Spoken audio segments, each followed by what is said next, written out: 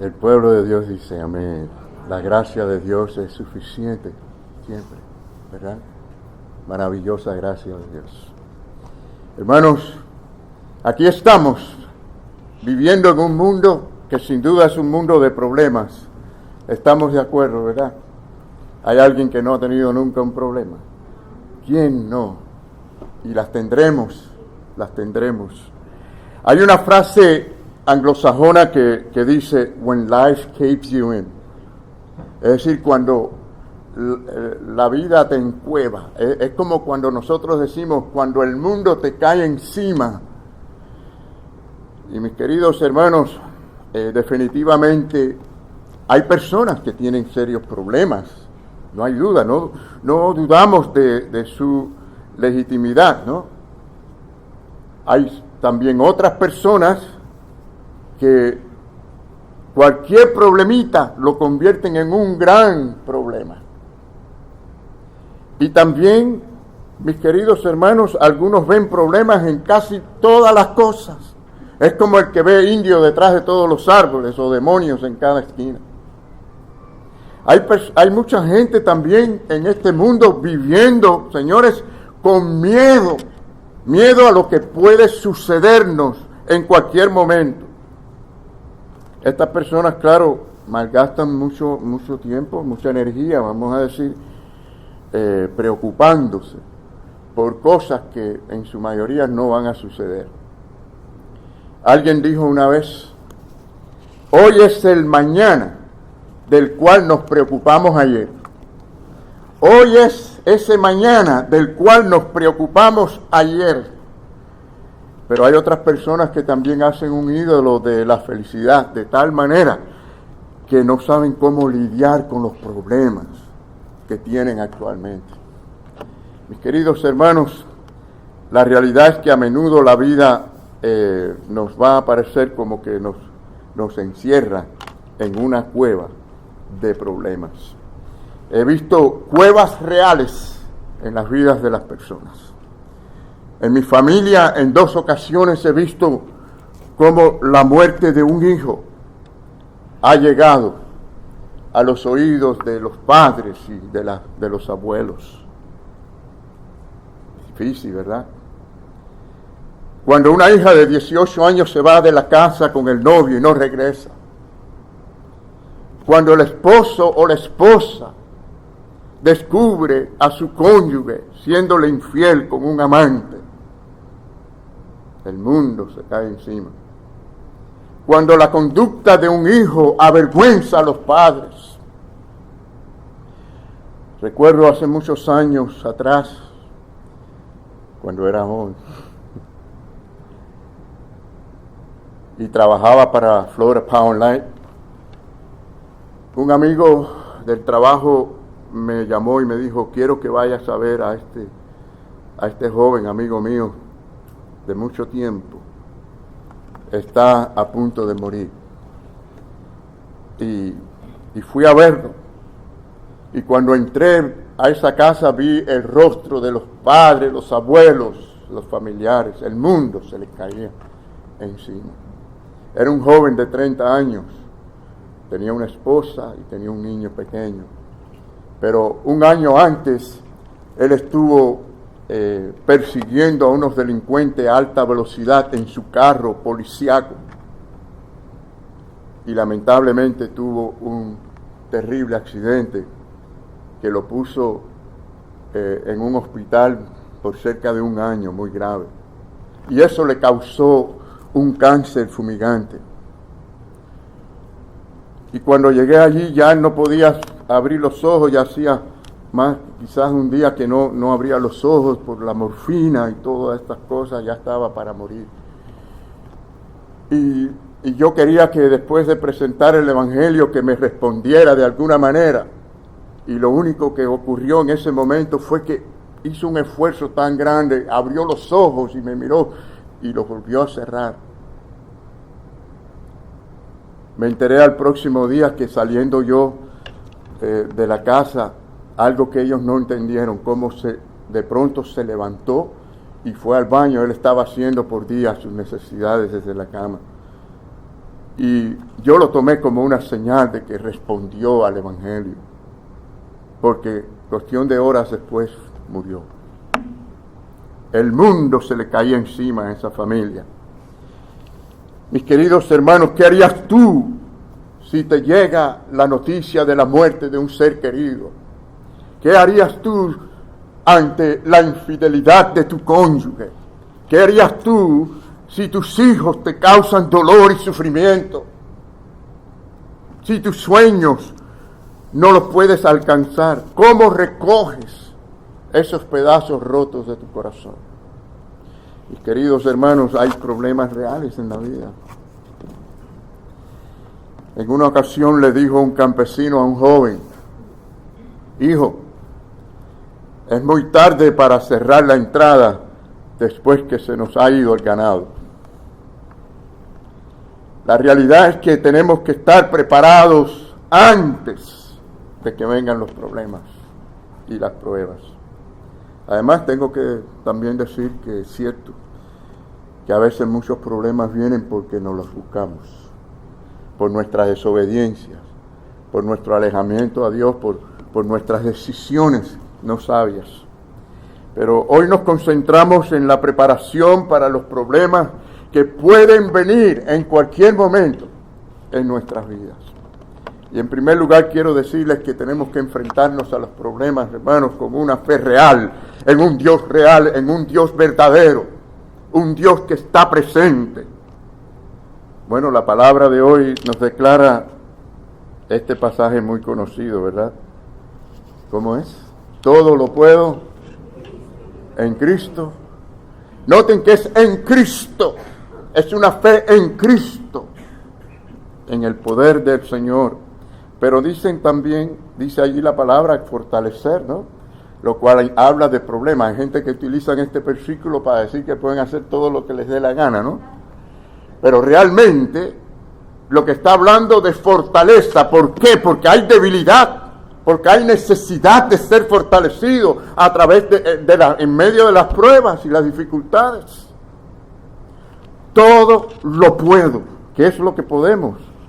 Vencer las tentaciones, serle fiel al Señor en medio de las dificultades y las pruebas, ser obediente al Señor.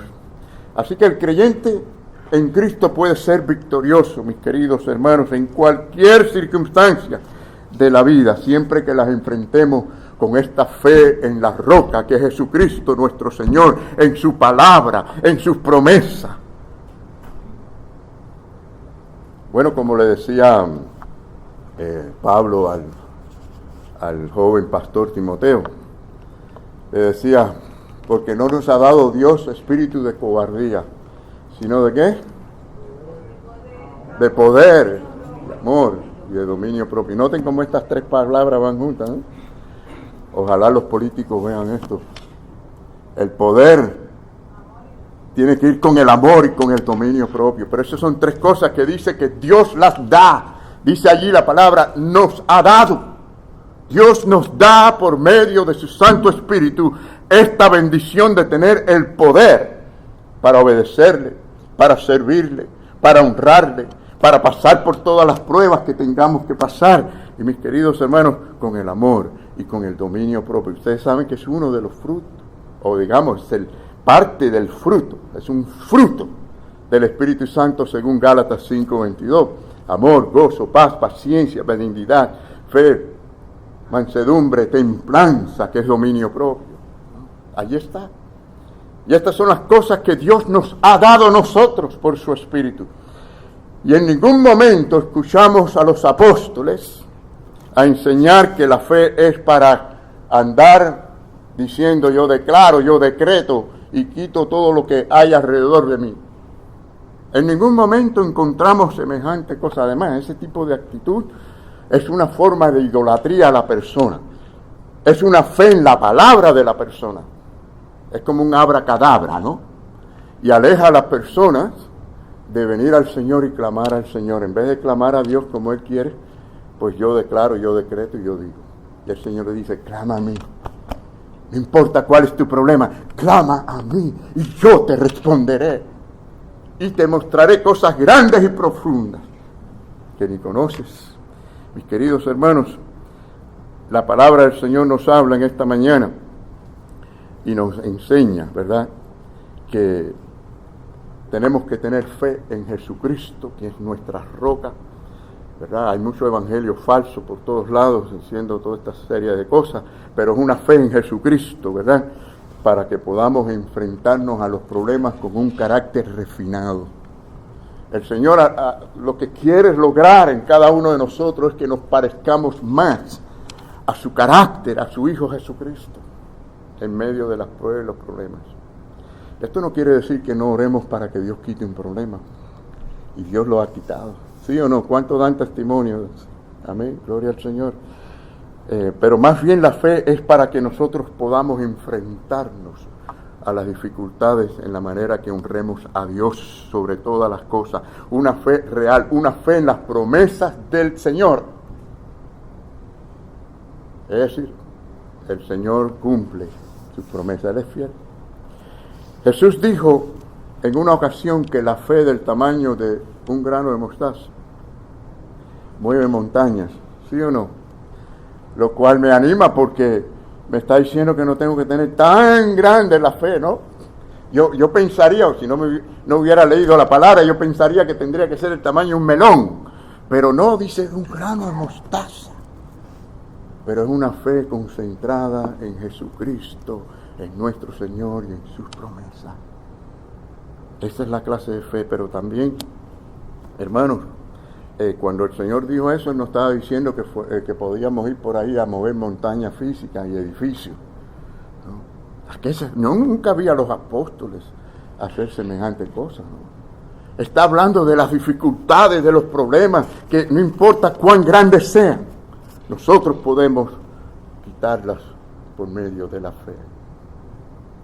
A veces no es quitarlas, a veces Dios no las quita, o de momento no las quita.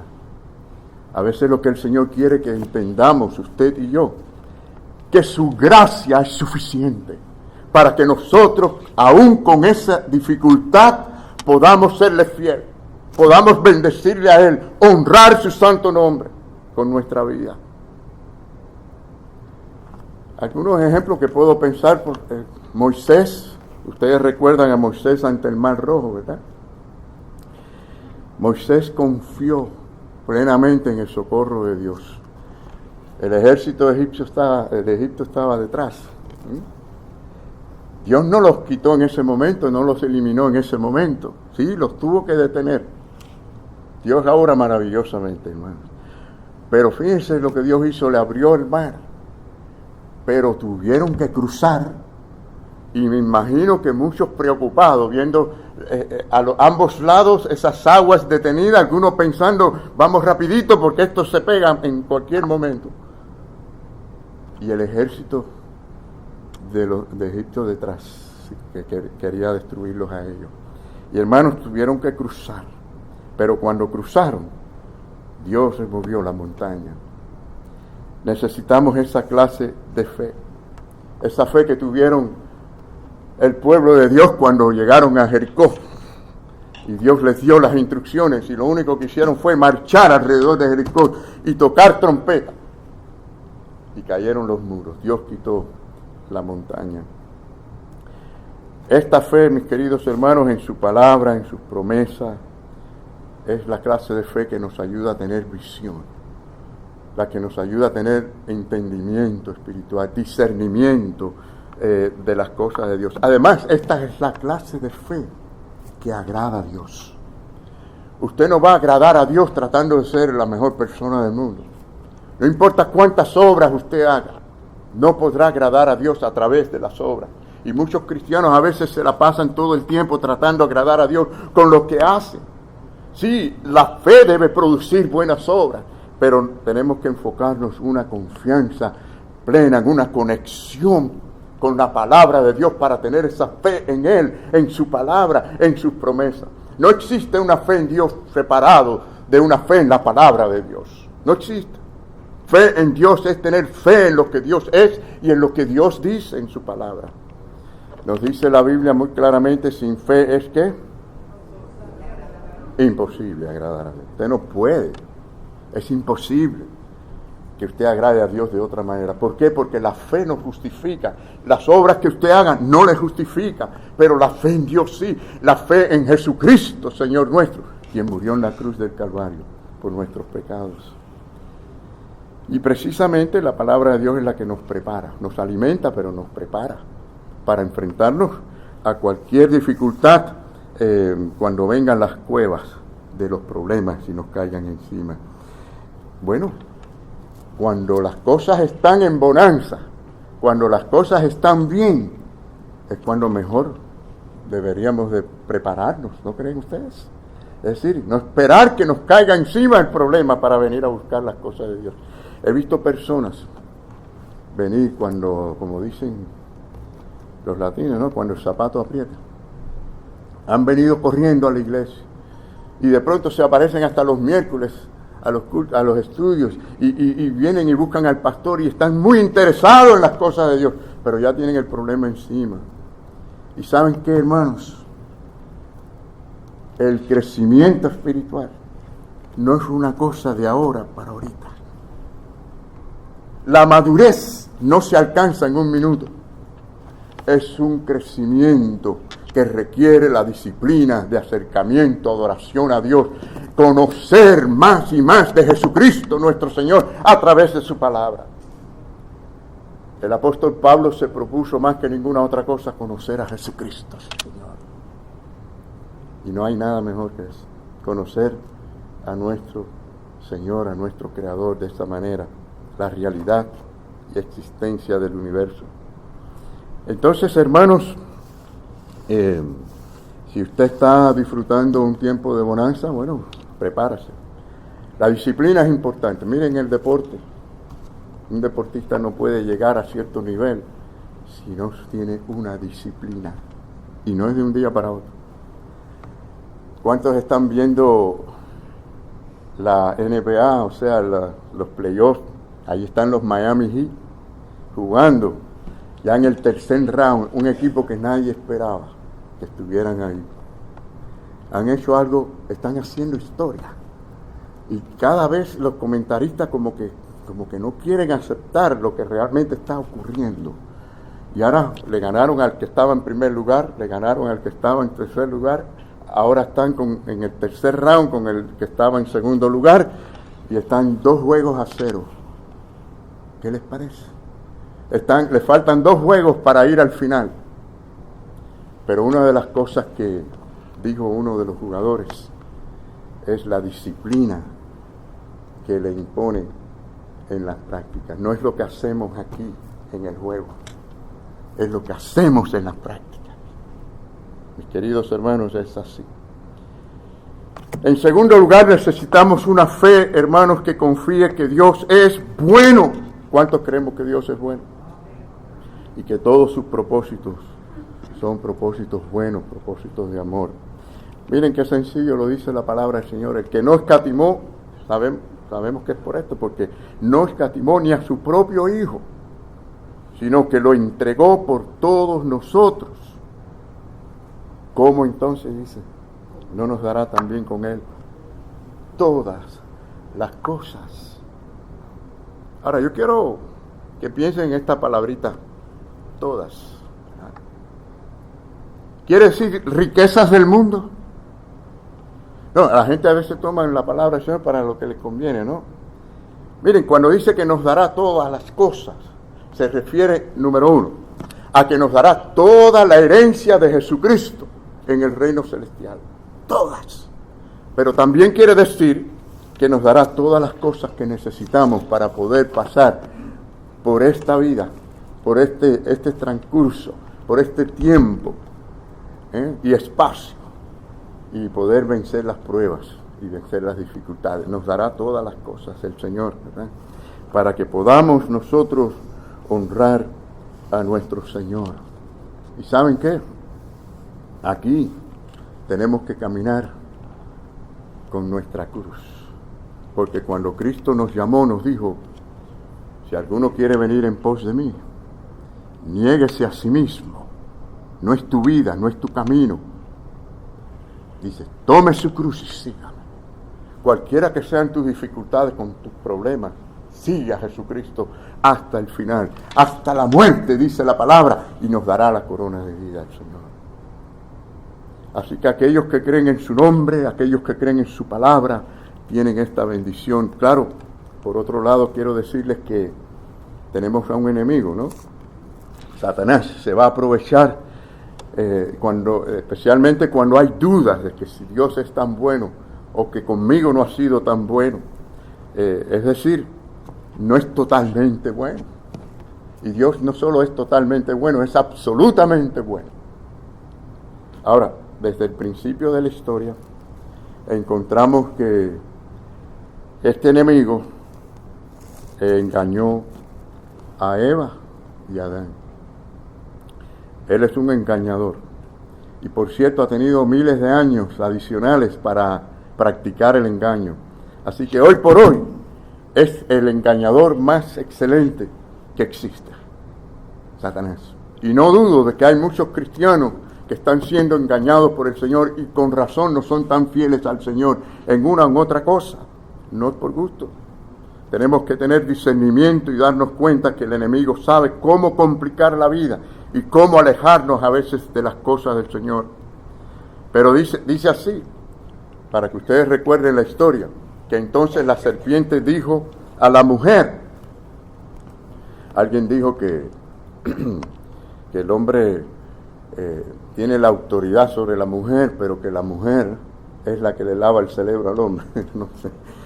Yo lo que sé que Satanás dijo, déjenme ir a la mujer, ¿verdad? Y después ella fue a él con su quizás caricia, con su carácter, pues lo engañó también. Dice, entonces la serpiente dijo a la mujer, no moriréis, sino que sabe Dios que el día que comáis de él, o sea, del fruto, del árbol prohibido, serán abiertos vuestros ojos y seréis como Dios, sabiendo el bien y el mal. Aquí hay varias mentiras, claro, no las vamos a discutir todas con detalle, pero engañó a Eva, le hizo dudar de la bondad y la misericordia de Dios. Más bien le dijo que Dios era mentiroso. Y hasta le dijo que los ojos serían abiertos, todo lo contrario, fueron cerrados en oscuridad, en tinieblas y en pecado. Miren el mundo como está a causa de esto. Y entonces, mis queridos hermanos, Dios siempre se ha dado a conocer al hombre para que podamos confiar en que Él es un Dios bueno. Lo vemos en la relación de Dios con los hebreos, lo vemos precisamente en las profecías cumplidas del Mesías, la iglesia. Es decir, por todas partes de la Biblia vemos que Dios no miente, Dios no miente, Él es fiel. Y claro que algunas personas caminan por la vida creyendo todo el tiempo que ellos no merecen de ese amor, que quizás no deben de esperar bendiciones de Dios. Pero hermano, pensándolo bien, ¿quién merece el amor de Dios? Nadie. No merecemos el amor de Dios. ¿Sabe que el amor divino es un amor decisivo? Dios decidió amarnos simplemente porque Él quiso amarnos desde antes de la fundación del mundo. Y saben que el amor, el mejor amor, no es el amor que usted siente por una persona que le es atractiva, sea físicamente o la personalidad, o porque la persona le hace favores o le bendice de alguna manera. Ese no es el mejor amor. El mejor amor es aquel que usted tiene hacia una persona que no tiene ningún atractivo para usted y que nada tiene que darle a usted. Entonces el amor es decisivo. Cuando una persona viene, o un esposo, una esposa dice, ya yo no amo más a mi esposa. Eso es un engaño de Satanás, que ha metido muchas cosas en su corazón y en su mente. El verdadero amor es un amor decisivo, y ese es el amor que más se parece al amor de Dios. Lo que nos hace a nosotros apropiarnos de ese amor, mis queridos hermanos, es la obra del Señor en la cruz del Calvario, su gracia para con nosotros. Se basa en lo que Él cumplió, no en lo que nosotros hemos hecho, podemos hacer, en lo que Él hizo y logró en la cruz del Calvario. Y con esa gracia Él toca los corazones, abre nuestras mentes y nos hace ver la verdad del mensaje de la cruz. Hermanos, Dios no es nuestro enemigo. Dios no está allí mirando para ver cuándo nos puede castigar y corregir. Dios nos ama y tenemos que estar conscientes que nos ama eternamente. El amor de Dios no lo podemos medir. En tercer lugar, necesitamos tener la clase de fe que Él está obrando en todas las cosas para nuestro bien. ¿Cuánto creemos esto? Amén. La palabra del Señor, y yo sé que ustedes se saben este texto, lo pueden decir conmigo, dice: y sabemos que a los que aman a Dios, todas las cosas les ayudan a bien. Esto es, a los que conforme a su propósito son llamados. Hermanos, muchos han citado incorrectamente este texto, ¿no? Aunque no lo vamos a desarrollar completamente, pero algunos han dicho, bueno, esto quiere decir que todo lo que pasa es porque es lo mejor y es lo que es bueno. Y esto no es cierto. Hay cosas que realmente hacen daño, que duelen, que destruyen, que dividen, que arruinan la vida de las personas, que traen agonía en la vida de las personas. Cosas horribles que pueden pasar y que pasan cada día en este mundo. Y hay otros que dicen, bueno, lo que dice este versículo es que todo lo que pasa en este mundo es voluntad de Dios. Pero también sabemos que esto no puede ser cierto porque el Señor mismo nos enseñó a orar a Dios, diciéndole: Señor, que se haga tu voluntad en la tierra como en el cielo. ¿Por qué? Porque la voluntad de Dios no siempre se cumple en los seres humanos, mis queridos hermanos. Así que no todo lo que pasa es según lo que Dios desea. Sí, hay una voluntad permisiva y una voluntad también activa de Dios.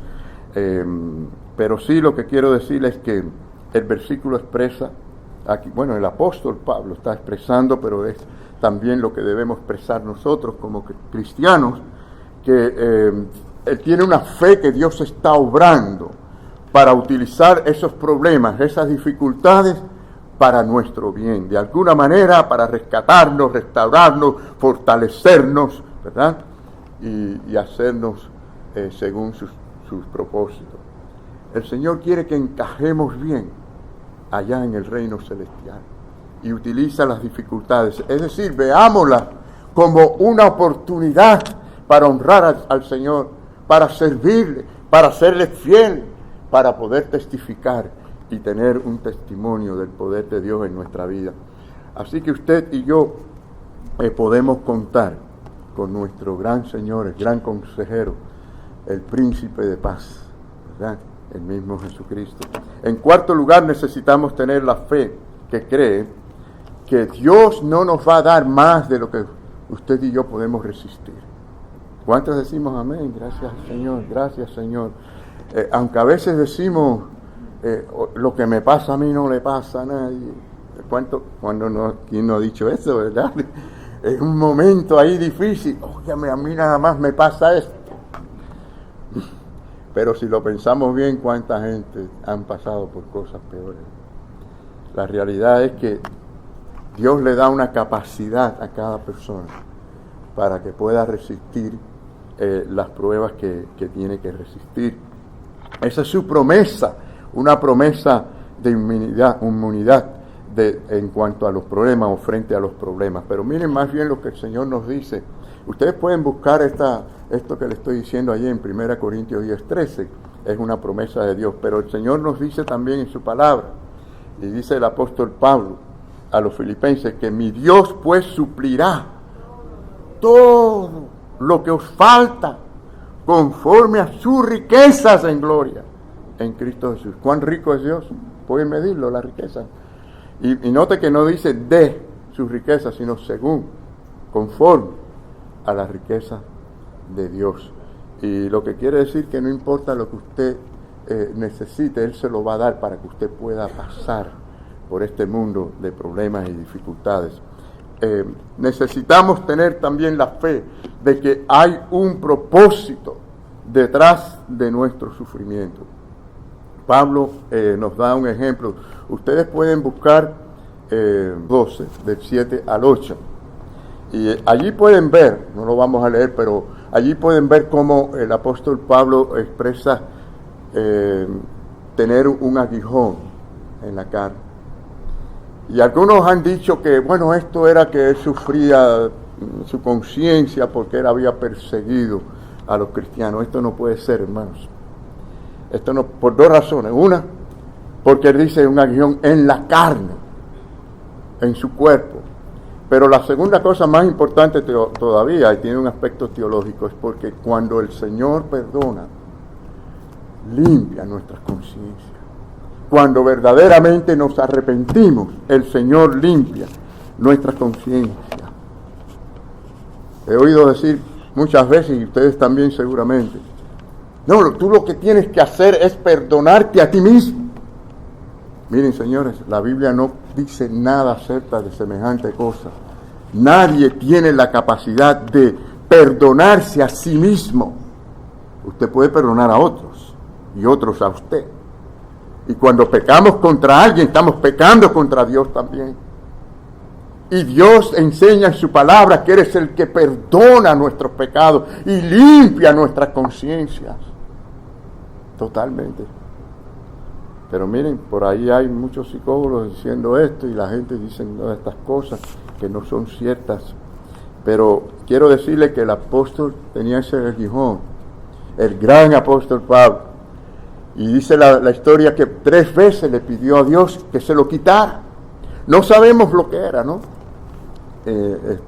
No dice la Biblia que era lo que le causaba tanto sufrimiento y dolor. Pero cuando vemos que le pide al Señor 3 veces, el Señor le responde. Y ustedes recuerdan la respuesta, ¿verdad? Le dijo, bástate mi gracia. Le dijo, mi gracia es suficiente. Y este gran apóstol entendió que esto lo mantenía humilde, dependiendo del Señor, que en lo débil era fuerte. Y ustedes miran el recorrido que este hombre hizo misionero, y es algo increíble, cómo pudo hacer tantas millas en una época que no había estos medios de transporte. Fue la grandeza y la gracia del Señor en él. Hermanos, en sexto lugar, quiero decirles que tenemos que evitar maneras equivocadas de enfrentarnos a las tragedias. Quiero darles algunas de estas cosas. Bueno, una es los sentimientos de culpa y autoacusación que abruman y que paralizan a las personas. Ya dijimos que si usted es culpable de algo, arrepiéntase y pídale a Dios que le perdone sus pecados y confíe en que Él perdona nuestros pecados. Y usted tendrá su mente limpia, sin preocupación, porque para eso murió en la cruz, para limpiarnos de nuestros pecados, para que no sintamos conciencia de culpabilidad. Claro que Satanás va a querer que usted constantemente se sienta culpable, para que usted esté frisado, usted esté, no pueda ser útil para el Señor. Recuerdo a un cristiano decirme, ¿sabe que en una ocasión estaba tomando la cena del Señor y sentí que como que el mismo diablo me estaba en la mente haciendo recordar el pasado, las cosas que yo había hecho, cuántas cosas terribles? Pero de pronto me acordé de la palabra y empecé a decir en mi corazón, en mi mente, la sangre de Cristo me limpia de todo pecado. ¿Cuánto podemos decir eso? La sangre de Cristo me limpia de todo pecado. Amén, gloria al Señor por eso. Y dice él que se desapareció todo ese mal y todos esos pensamientos y sintió paz en su corazón. Hermanos, cuando Cristo perdonó allí en la cruz, no perdonó el 75% de sus pecados. Los perdonó todos. Fue una obra completa. Por eso fue que él dijo, tetelestai, es decir, consumado es, terminada es la obra, no queda más por hacer, es completa y perfecta. No debemos de reaccionar a las tragedias con resentimientos, con amargura, ¿verdad? Y mucho menos con odio. estas cosas no hacen más que destruirnos aún más. Más daño nos hacemos nosotros mismos. Es decir, a los que están alrededor nuestro, a los que amamos, y nos paraliza realmente. Enfocar mucho el pensamiento en los problemas en vez de en Dios, en la grandeza de Dios, en su palabra, pues nos trae depresión y angustia. Enfoquémonos más en el Señor. Dice, nos enseña también, hermanos, la vida, que mucha gente busca escaparse de los problemas, y los he conocido muy personalmente. En el caso del alcohol, lo buscan para escapar con las bebidas, otros con las drogas, los placeres y demás. Pero lo que no saben es que el problema continúa con ellos. Esto no es una solución, más bien causa más problemas todavía, no es la solución. ¿Saben cuál es la solución? Ustedes saben cuál es la solución. Está en nuestro Señor. Miren el salmista, y digamos todo como el salmista: alzaré mis ojos a los montes, ¿de dónde vendrá mi socorro? Mi socorro viene de Jehová, que hizo los cielos y la tierra. Gloria sea al Señor, confiamos en Él. Y también, mis queridos hermanos, finalmente, y más breve aún, desarrolle una fe que lo ayude a sostenerse fuerte y firme en las pruebas. Sea usted un hacedor y no solo un oidor de la palabra del Señor. Y es un compromiso que debemos de hacer hoy mismo, ahora, en este momento. Hacer un compromiso con el Señor y decirle: Señor, yo no quiero ser un oidor solamente, yo quiero ser un hacedor de tu palabra. Miren lo que dice la Biblia: cualquiera pues que oye estas palabras y las hace, le compararé a un hombre prudente que edificó su casa sobre la roca, una roca firme. Cuando una casa es edificada sobre la roca, aunque venga un huracán, la soporta, la resiste. Aquí hemos aprendido esto en Miami y en el Dade County. Cuando vino el huracán Andrés, acabó con todo Homestead, lo aplanó, y luego de eso cambiaron los códigos de construcción para que esto no vuelva a ocurrir. Y hermanos, cuando estamos sobre la roca que es Jesucristo, estamos firmes, estamos fuertes, pero tenemos que llegar a ser un hacedor. Oír solamente no es suficiente. Hay muchas personas que oyen mucho del Señor y del Evangelio y de la palabra, pero la pregunta es: ¿qué estás haciendo en base a ella? ¿Estás honrando al Señor? ¿Estás sirviendo al Señor? ¿Estás compartiendo el Evangelio con otros? ¿Qué estás haciendo con la palabra del Señor? La palabra del Señor no puede volver vacía cuando entra en un corazón verdaderamente. Cuando de verdad la tomamos en serio, no vuelve vacía. Queremos terminar, mis queridos hermanos, y les quiero decir que si no podemos sentir gozo en el Señor en medio de los problemas hoy, usted no va a tener nunca ese gozo. No espere que la vida sea perfecta para estar bien y feliz. Comencemos a gozarnos con el Señor aún en medio de las pruebas. Tiene que ver con nuestra relación personal con el Señor. ¿Qué hemos dicho en esta mañana? Bueno, hemos respondido a la pregunta: ¿qué hacer ante los problemas? Debemos de tener fe en un Dios real, en un Dios bueno, en un Dios que hará todo para nuestro bien, para bendecirnos a nosotros, y que no nos dará más allá de lo que podemos soportar y resistir. Pero es un Dios que tiene un propósito con cada uno de los sufrimientos y cada una de las pruebas. Que el Señor les bendiga en esta mañana. Amén.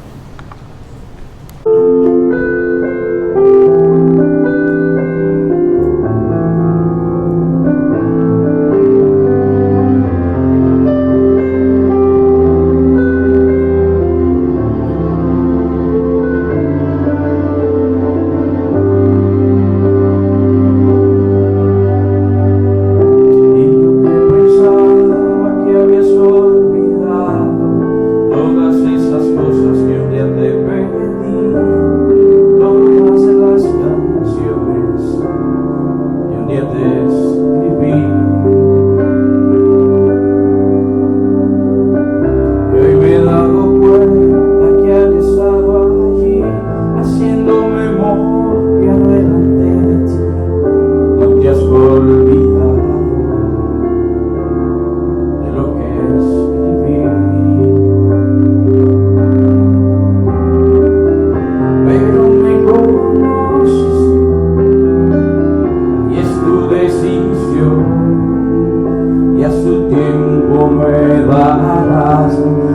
que es mejor.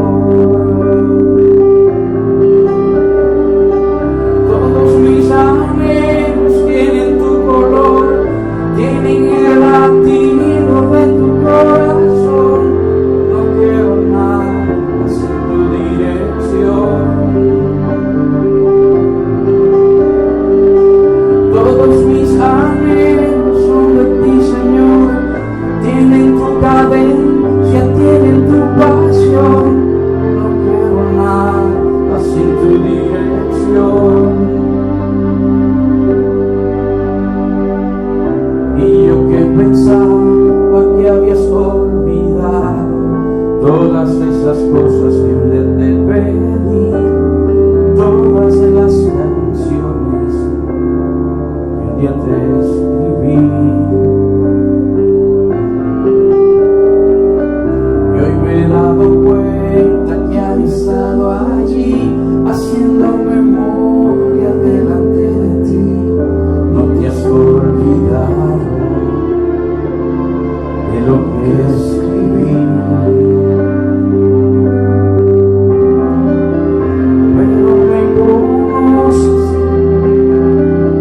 y es tu decisión, y a su tiempo me darás lo que es mejor. Todos mis anhelos tienen tu color, tienen el latido de tu corazón. Yo no quiero nada sin tu dirección. Todos mis anhelos son de ti, Señor, tienen tu cadencia, tienen tu pasión. Yo no quiero nada, solo tu favor. Yo no quiero nada, solo tu favor.